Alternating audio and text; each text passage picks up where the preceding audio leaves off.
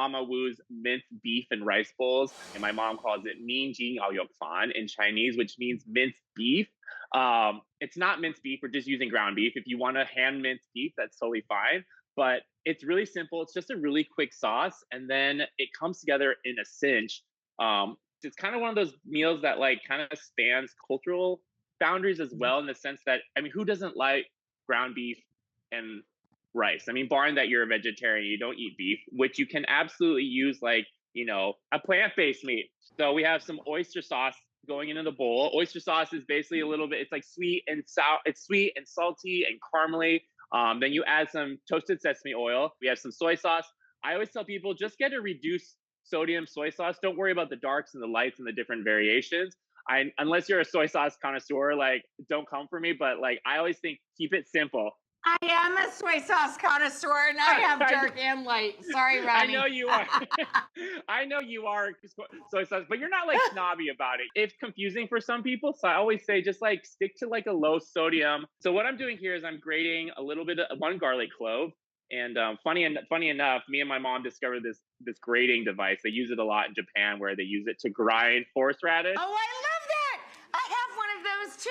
So I'm grinding up one garlic clove and a little bit of ginger. I never peel my ginger. I know a lot of people are like, use a spoon. I just kind of like leave it in there. It's like not that big of a deal. Just give it a rinse and it should be fine. But Ronnie, do you ever change a recipe based on who's watching it? I mean, I'll occasionally change the technique a little bit, but as the years have gone by, I actually don't care as much anymore, because I'm like, I always just go by the philosophy of like, if it tastes good in the end, like, why does it matter how I got there? I just need to be hygienic and put in edible ingredients, and that's all that matters, right? That's right. I'm a huge stickler for washing hands. That's the one thing that doesn't change. When I touch chicken, I'll sanitize the entire house just to be sure. Okay, so I'm gonna pop this in a hot skillet, and what you want to do is you want to caramelize it. Get it going, right? Get it going, and then you get this, right? You get this beautiful caramelized meat, and that is the most important thing. Now tell people how long that takes. Is that 10 minutes, 20 minutes? It's about 5 to 7 minutes. I do it on medium high heat. Gotcha.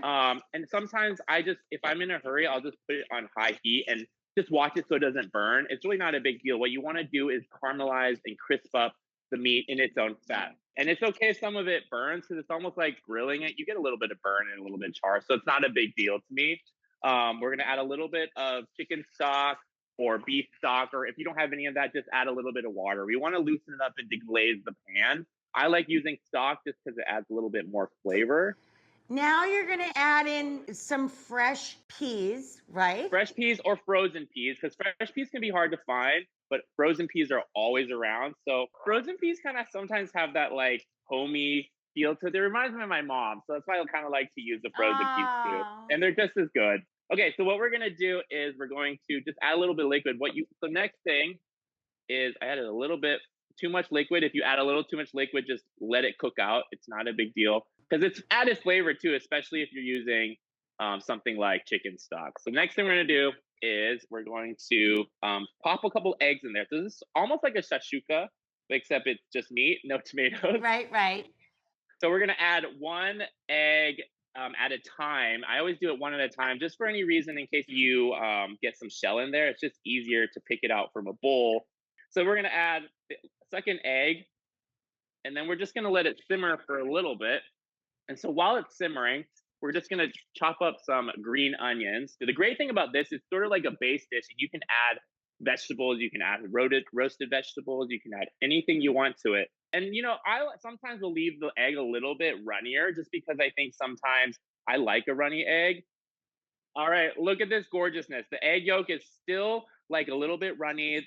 Then we're just going to do is just plate it up, and then we're just going to put some of this.